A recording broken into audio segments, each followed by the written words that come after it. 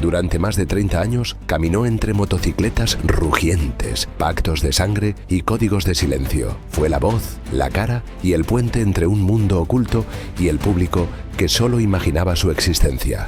George Christie no fue un simple motero, fue el presidente del capítulo Ventura de los Hells Angels, el club más temido del planeta, un hombre culto, carismático y peligroso que supo moverse entre el crimen organizado y las cámaras de televisión.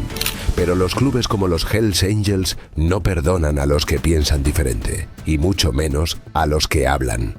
Tras décadas de lealtad, Christie rompió las cadenas y decidió contar lo que nadie se atrevía: traiciones internas, guerras con otras bandas y los secretos mejor guardados del infierno sobre ruedas. ¿Fue un traidor o simplemente el último hombre libre en un mundo de lealtades ciegas? Esta es la historia de George Christie.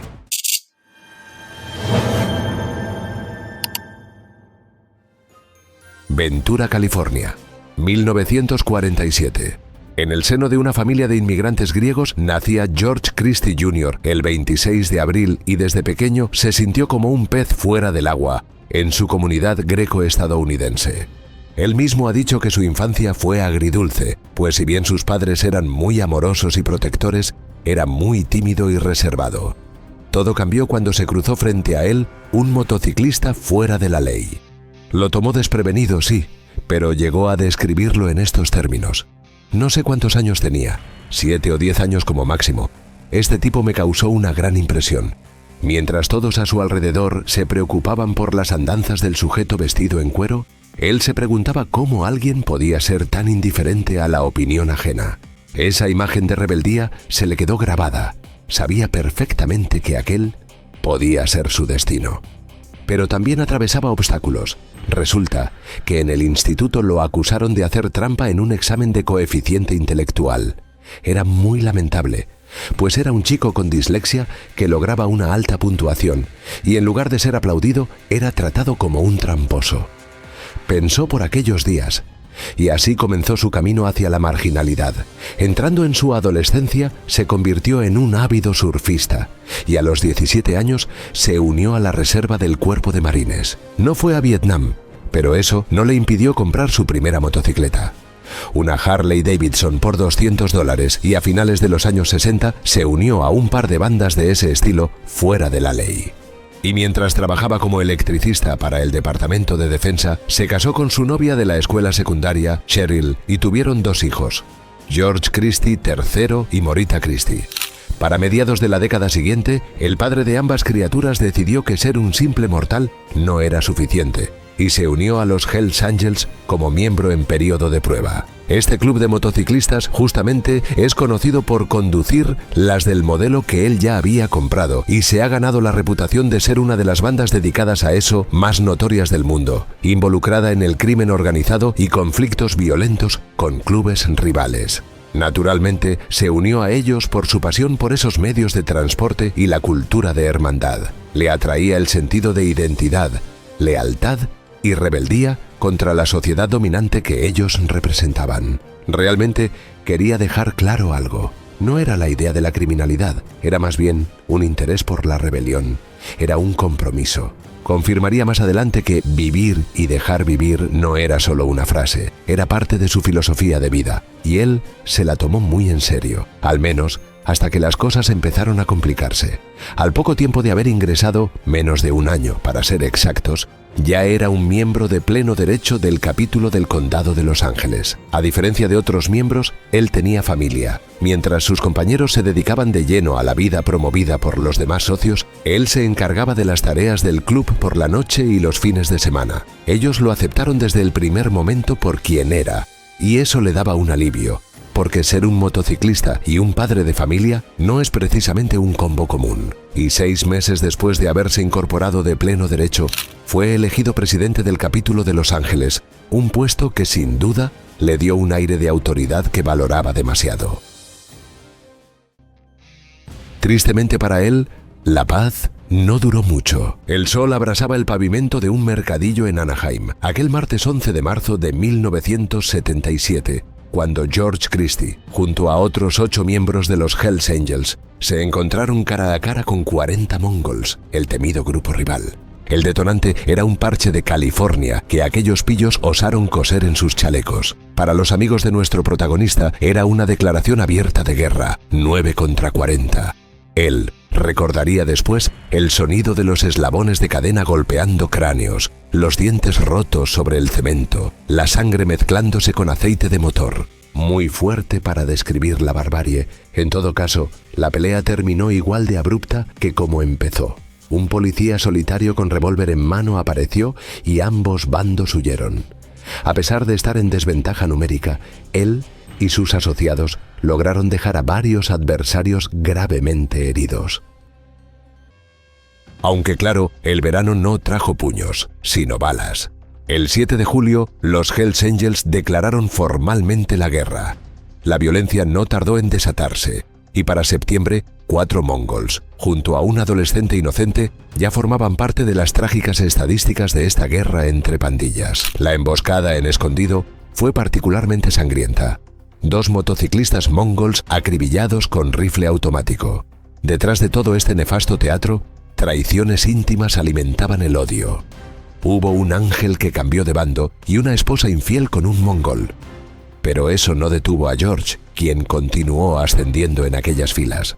Fundó en 1978 el capítulo de los Hells Angels en el condado de Ventura, donde se convirtió poco a poco en una especie de celebridad local. A medida que pasaban los años, Christie se convirtió en un rostro conocido en la comunidad. En 1983, por ejemplo, su imagen había sido retratada en un artículo de Los Angeles Times, pero no por las razones que él deseaba. Antes de eso, un rival, miembro de los mongols, había sido encontrado muerto en un callejón y evidentemente las sospechas apuntaban directo hacia ellos. Él y su entorno pandillero sabían que debían actuar rápido. La prensa estaba al acecho y su reputación estaba en juego. Por eso, se reunió con su círculo más cercano en el taller de motos. No podemos permitir que nos pinten como los villanos. Necesitamos una estrategia, manifestó con tono firme. Como consecuencia, movieron influencias y en una de esas apareció un escrito en el afamado periódico. El objetivo era claro: contrarrestar las noticias falsas y los intentos de la policía de empañar la reputación del club. En 1984, la Oficina de Alcohol, Tabaco, Armas de Fuego y Explosivos lanzó rumores de que aquel grupo motero podría perturbar los Juegos Olímpicos de verano, pautados para ese año. Christie, en un intento por limpiar su imagen, declaró que era ridículo pensar que estaban en contra de su celebración. Eso es ridículo. No estamos en contra de los Juegos Olímpicos. Apartando rumores, como su objetivo era demostrar el patriotismo del club y su integración en la comunidad, el capítulo de Ventura decidió hacer algo inesperado. Recaudaron $3,000 para que su líder personalmente llevara la antorcha olímpica. Y así, el 20 de julio, se convirtió en el héroe de la jornada, llevando la antorcha olímpica a lo largo de 1 kilómetro por Oxnard como parte de los rituales de apertura, mientras era aclamado por hordas de motociclistas. Pero la excentricidad no acabó allí. El propio Christie donó aquellos fondos recaudados a las Olimpiadas Especiales y cuando el aporte no llegó a su destino, decidió que era hora de actuar. Presentó una demanda contra el Comité Organizador Olímpico, sellando cada página con el logotipo de la calavera de los Hells Angels. La demanda fue desestimada, aunque él no se rindió y presentó otra. A comienzos de 1986, el FBI decidió que este sujeto era el blanco perfecto para una de sus operaciones encubiertas. Así que recurrieron a Michael Slim Mulhern, un miembro de alto rango de la mafia mexicana e informante del FBI, para hacerle una oferta: que su organización se encargara de eliminar a Thomas Arthur Chaney, un ex Hells Angel que había decidido cooperar con el gobierno. La potencial víctima se encontraba en la Institución Correccional Federal de Safford, Arizona, disfrutando de su estadía en prisión mientras otros se preocupaban por sus problemas de tráfico de drogas. A partir de agosto, el infiltrado comenzó a grabar conversaciones con George y con Daniel Joe Fabricant, su socio. En una de esas charlas, George le ofreció a Mulhern $500 en efectivo y un Pontiac del 73 para que organizara el asesinato de Cheney. Incluso llegó a decir: «Lo haría yo mismo si él estuviera aquí». Pero, como en toda buena historia, las cosas no salieron como se habían planeado. Después de salir al balcón para reflexionar sobre el rumbo que habían tomado los acontecimientos, decidió que quería recuperar el dinero. No hubo devolución, y en ese momento, el FBI irrumpió en la habitación y lo arrestó, acusándolo de conspiración para cometer asesinato. Christie, sorprendido, insistió en que era víctima de una trampa y que el dinero era para saldar una vieja deuda, no para orquestar un asesinato. Pero el 6 de octubre, un gran jurado federal lo acusó formalmente de conspiración para asesinar y de incitación al asesinato.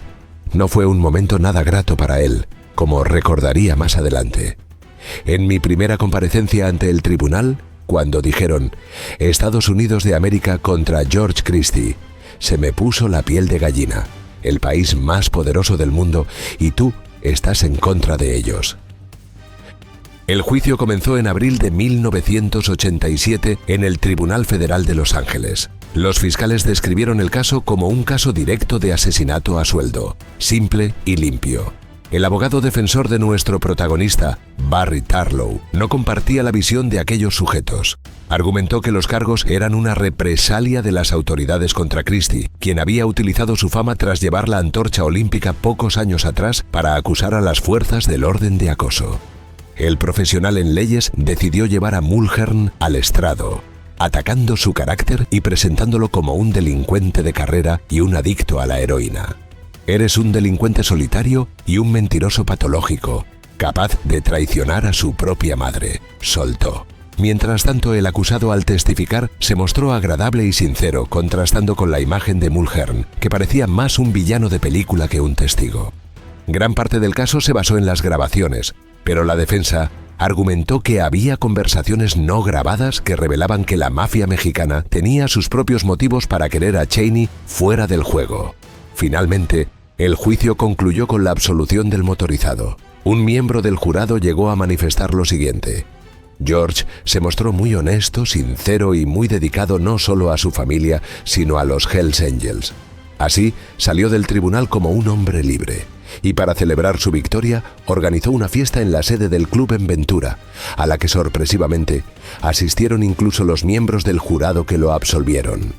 No es sorpresivo todo esto, más bien, en esos últimos años, él se fue convirtiendo en una estrella mediática en California, un fenómeno que nadie vio venir. Era de baja estatura y con un aspecto romántico e inofensivo, pero se transformó en el favorito de los paparazzis gracias a su risa fácil y su voz grave. Así, comenzó a dar charlas en graduaciones de escuelas secundarias y universidades. Normalmente se basaban en sus experiencias personales y batallas legales, y buscaban desafiar los estereotipos sobre personas como él, a la vez que abordaban cuestiones de justicia y ética mediática. Como si no fuera suficiente con todo esto, era dueño de un salón de tatuajes llamado The Ink House. Tenía un estudio de artes marciales, una firma de fianzas y hasta una compañía pornográfica llamada Erotic Images. Sí, un verdadero emprendedor. También era cinturón negro de karate y se le describía como un entusiasta profesor de artes marciales. Y en sus ratos libres administraba el bufete de abogados donde su hija ejercía como abogada, proporcionándole lo que él llamaba inteligencia legal sobre quienes estaban siendo arrestados en Ventura.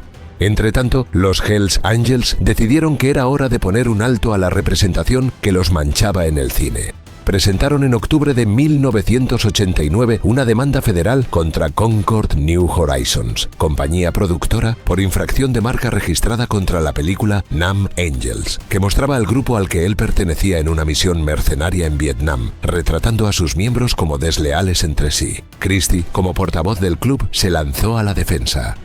De ninguna manera nuestra junta o miembros habrían aprobado la representación de los Hells Angels en esta película. La demanda se resolvió extrajudicialmente, bajo métodos que no quedan muy claros. Eso sí, el proceso marcó la primera vez que ellos emprendían acciones legales para hacer valer sus derechos de marca registrada, lo que indica un cambio hacia una protección más formal de su imagen en la esfera pública. Iniciada la última década del siglo XX, George fue entrevistado por Mike Wallace en 60 Minutes.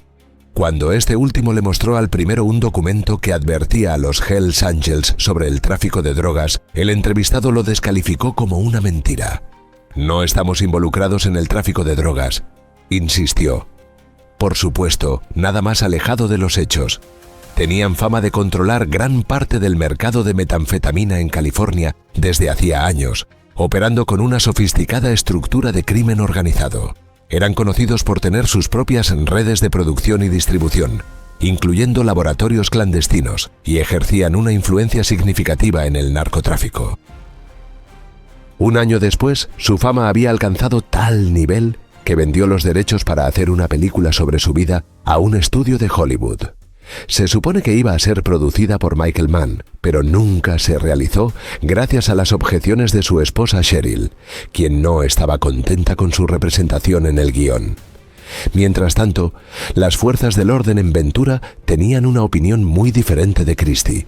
A pesar de que era visto como un héroe popular en algunos círculos, la policía no podía ignorar la realidad detrás de aquellos moteros. Y claro, algunas veces había contradicciones. El jefe de policía del condado de Ventura, Richard Thomas, admitió que esos tipos habían estado involucrados en muy pocos incidentes criminales demostrables. En fin, casi a la par de todo esto, él se consolidó como el segundo Hells Angels más poderoso de los Estados Unidos, la mano derecha del presidente internacional, Sonny Barger. Realmente era un proceso que se venía gestando varios años atrás. Hay que tomar en cuenta que a aquel sujeto le diagnosticaron cáncer de garganta a principios de los años 80 por su tabaquismo intenso. Supuestamente fumaba 3 paquetes de cigarrillos Camel al día y lo hizo durante 30 años. La enfermedad afectó su laringe y cuerdas vocales, lo que obligó a los médicos a extirpar quirúrgicamente estas últimas y crear una traqueotomía permanente para permitir la respiración. Desde entonces se vio impedido a hablar con normalidad. Tuvo que tapar la traqueotomía con el dedo y hacer vibrar un músculo de la garganta para producir un susurro ronco, perdiendo su voz natural. La cirugía, complicada, no impidió que Barger aprendiera a hablar de nuevo, aunque con una voz áspera y susurrante. Fue así como empezó a delegar en sus subalternos más cercanos. Al principio, Michael el Irlandés O'Farrell, y pasado un tiempo vino George, convirtiéndose en el rostro público del club. Todo suena muy bien, aunque al revisar las cosas más a fondo se trataba de una época particularmente accidentada para él.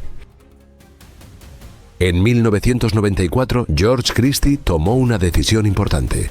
Quería que su hijo, George Christie III, se uniera al club. Pero había un problema. Según las reglas, ningún miembro podía ser aceptado si no tenía al menos 21 años. Así que Christie ideó una solución ingeniosa. Con algunos trucos y un poco de creatividad, su hijo se convirtió en miembro de pleno derecho. Sin embargo, esta jugada fue vista como una clara violación de las normas, generando sospechas de favoritismo y cuestionamientos sobre la integridad del proceso de admisión. Pero eso no fue todo. El joven también se unió a un grupo de niños blancos ricos, conocidos como los Pierpont Rats, aficionados al surf y al skate. Esto marcó el inicio de una nueva tendencia dentro del club, el reclutamiento de jóvenes con estilo skate y actitud punk. Aquello no fue bien recibido por los miembros más veteranos. Un motero de Arizona lo resumió sin rodeos: son una vergüenza. La tensión creció rápidamente y el núcleo que Christie había construido comenzó a resquebrajarse. Un informe policial de 1997 advirtió sobre el uso de pandillas callejeras en la venta de metanfetaminas y la extorsión de negocios en Ventura, sugiriendo que una lucha de poder podría surgir cuando Sonny Barger, todavía líder de Los Ángeles del Infierno, falleciera. Y en 1998, él personalmente organizó la Hells Angels World Run en Ventura, para celebrar el 50º aniversario del club. Más de 100 de sus integrantes provenientes de todo el mundo, asistieron, y su papel como anfitrión fue visto como un indicativo de que podría ser el sucesor de Barger. Un policía local, Ken Corney, no se guardó nada al describir a nuestro protagonista. Al menos para Estados Unidos, él era el Al Capone de la ciudad. Cuando él escuchó esas palabras, simplemente sonrió y lo tomó como un cumplido. Sin embargo, la primavera trajo consigo un nuevo grupo de adolescentes que fundaron una pandilla llamada The Outfit, con su hijo como uno de sus líderes. Aunque insistió en que no había conexión entre él y The Outfit, la policía notó que los jóvenes usaban los colores del club y tenían los números de teléfono de varios miembros en sus celulares. Mientras tanto, la popularidad de la Vicodina creció entre los estudiantes de secundaria en Ventura. Se trataba de un analgésico que contiene hidrocodona y se recetaba comúnmente para el alivio del dolor, pero era altamente adictivo. Y a medida que la situación se complicaba, Christie se convirtió en el objetivo de una investigación por evasión fiscal y lavado de dinero. La policía sospechaba que su salón de tatuajes, Ink House, era una fachada para el lavado de dinero y por ese motivo lo allanaron junto a su casa, encontrando miles de pastillas de Vicodina. Adicionalmente, varios miembros de The Outfit fueron arrestados por vender el medicamento. Además, descubrieron que esas pastillas en particular habían sido robadas de una farmacia de la Fuerza Aérea por un empleado que las vendía en el mercado negro. La situación se volvió cada vez más complicada y la conexión entre él y The Outfit se volvió más evidente. En octubre de 1998, la situación se volvió más complicada para su hijo cuando Rogelio Botello, un conocido del club, fue grabado en una intervención telefónica afirmando que los Hells Angels eran la única fuente de Vicodina en California, vendiendo cada frasco a un jugoso precio de $700. Kenny Collins, otro integrante de la sección de Ventura, colocó la guindilla del pastel asegurando que ellos controlaban el mercado de Vicodina y metanfetamina en el condado. Luego, Sonny Barger se mudó a Arizona y Christie supuestamente asumió el control de las operaciones diarias de la organización en California. A principios del año siguiente, se convirtió en el hombre clave para negociar el fin de la guerra de motociclistas que los Hells Angels habían estado librando contra los Outlaws durante casi 30 años. Él recibió a una delegación de los Outlaws en la sede del condado de Ventura para las conversaciones de paz. Aunque claro, las cosas no eran tan simples. Una acusación formal presentada por el fiscal de distrito del condado de Ventura alegaba que habían vendido Vicodina y Valium a sus rivales, con la intención de venderlos y distribuirlos a menores. Christie, siempre elocuente, desestimó la acusación en los siguientes términos: «Me parece una afirmación vaga y general. ¿Le compramos un pastel? No sé quién es este chico. No lo reconocería entre tanta gente. Eso sí, en un arrebato de honestidad, admitió que adolescentes asistían regularmente a fiestas en su sede. Las fotografías incautadas mostraban a varias de ellas con pantalones cortos ajustados y camisetas bebiendo en esas fiestas. Para rematar, colocaba un cartel en la pared de la casa club que decía que lo que sucedía allí nunca debía mencionarse fuera de ella. Un verdadero maestro de la discreción, sobre la acusación de que su capítulo vendía drogas a los adolescentes. A pesar de sus esfuerzos por distanciarse de las acusaciones, admitió conocer a Botello, aunque afirmaba que no frecuentaban. Y sobre las pastillas de Vicodina incautadas en su casa, insistió en que eran solo para su uso personal, y descaradamente llegó a decir que no podían inculparlo porque ni siquiera las había tocado. Mientras tanto, la policía arrestó al vicepresidente de la sección de Ventura, David Guerradín, y lo convenció de que declarara como informante. En realidad, resultó ser un informante difícil de manejar. No llevaba micrófono a sus reuniones con Christie y solo entregaba reportes verbales, lo que complicaba el trabajo de los agentes. Podría haber entrado y hablado con George sobre cualquier cosa. Nunca lo hizo. Lástima. Había mucho potencial para desmantelar la sección de Ventura, pero lo dejaron escapar, lamentó un oficial. Así, entre acusaciones, redadas y un juego de gato y ratón con la ley, se encontraba en una encrucijada, gracias a sus propias andanzas y a las de su hijo. Respecto a su relación con el club, su liderazgo recibía cada vez más críticas por permitir que la imagen de la organización cambiara. Algunos Tanto dentro del grupo como en las fuerzas del orden, la veían ahora como menos disciplinada y más propensas a atraer atención negativa. Sus intentos por modernizarlos y llevarlos hacia una nueva era, más abierta y tolerante, se encontraron con resistencia y sospecha. Igualmente, hay que tomar en cuenta que la oficina del sheriff de Ventura, con su habitual entusiasmo, logró compras encubiertas de drogas a miembros del capítulo de ese condado al menos en 25 ocasiones entre ese año y el siguiente. En abril de 1999, un portavoz de las autoridades subió al escenario durante una conferencia de prensa para anunciar el arresto de 9 miembros de los Hells Angels, acusados de vender Vicodina, Valium, cocaína y metanfetaminas. Iniciado el nuevo milenio, el fiscal Bennett pidió a un gran jurado que emitiera acusaciones formales, lo que llevó a un proceso que duró 8 meses y vio pasar 186 testigos. Sin desearlo así, su oficina solo poseía un caso circunstancial contra Christie. Finalmente, fue arrestado y acusado de 57 cargos el 23 de febrero de 2001, que incluían robo, fraude, evasión fiscal, venta de drogas a menores y uso de una pandilla callejera en una conspiración criminal. Sin duda, contrastaba mucho con la imagen que él y sus socios querían proyectar. Representante de una generación de motociclistas respetuosos de la ley, tan bondadoso que hasta recaudaba fondos ocasionalmente para fundaciones benéficas. El juez, en un gesto de generosidad, aceptó la demanda del fiscal de que Christie pagara una fianza de $1 millón en efectivo. Pero, como complicación añadida, él no pudo reunir esa cantidad y pasó casi todo el año siguiente en la cárcel. Permanecer recluido en régimen de aislamiento durante casi un año le pasó factura. Quienes pudieron verlo en esa situación notaron que la experiencia lo envejeció visiblemente y le impuso una clara tensión física, reflejo de las duras condiciones y el impacto psicológico del aislamiento prolongado. Asimismo, se sentía físicamente agotado y mentalmente agobiado. Pero, como todo buen protagonista de una historia, no se rindió, tanto que en enero de 2002 logró quedar en libertad bajo fianza, después de que el juez dictaminó que podía usar su propiedad valorada en $2 millones como garantía.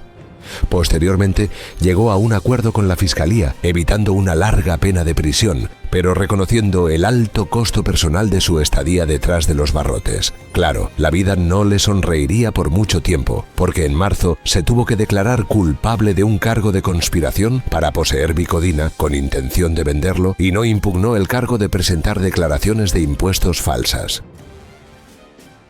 En la audiencia de sentencia, ocurrida casi un mes después, Bennett solicitó 7 años de prisión, pero el juez lo condenó a poco más de un año de prisión con crédito por el tiempo cumplido, lo que significó que casi no cumplió condena.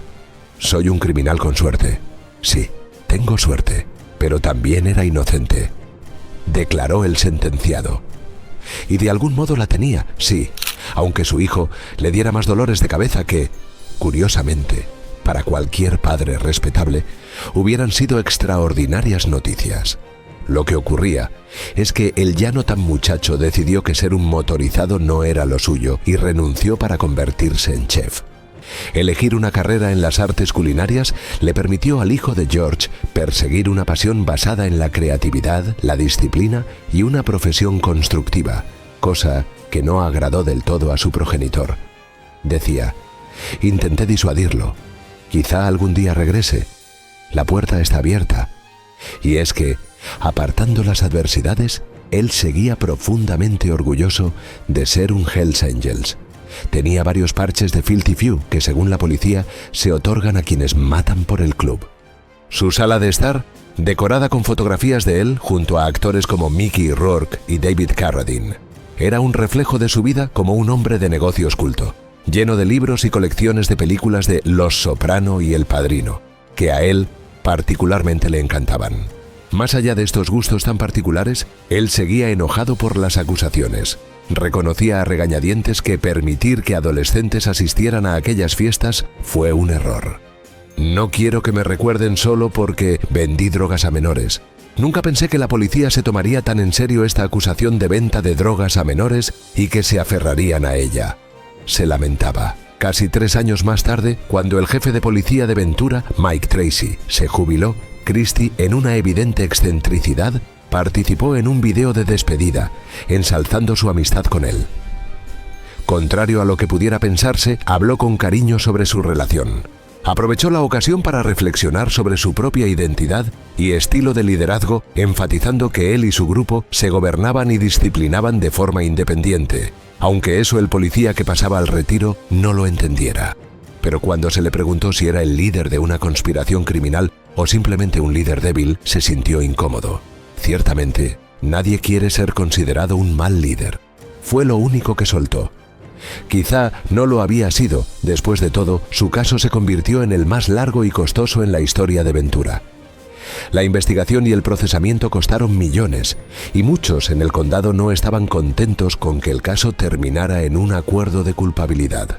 Coronado, un oficial del condado, calificó el caso como un fracaso total, ya que el motero fue condenado solo por un cargo menor. Mientras tanto, la mayoría de los miembros del outfit y los Pierpont Rats fueron condenados por varios cargos de drogas y conspiración.